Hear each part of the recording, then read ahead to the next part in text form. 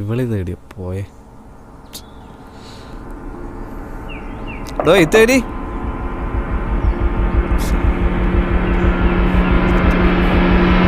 എടോ ഇത്തേടി. എടോ ഡാ, ഓള് പോയിന് നീ എന്തിനാ അതിൻ്റെ മോനെ ഇവിടെ കിടന്ന് കരയുന്നത്? അല്ലേ തന്നെ ആ ഷിബു എല്ലാം പറഞ്ഞു നടക്കുന്നത് നിനക്കവിടെ വാറ്റും പരിപാടിയെല്ലാം അന്നാ. വെറുതെ നാട്ടുകാരെ കൊണ്ട് പറയിപ്പിക്കാണ്ട് പറ്റുമെങ്കിൽ അങ്ങോട്ട് പോവാണ്ടിക്ക്. ആ ഇവിടെ ഉണ്ടായിനാ.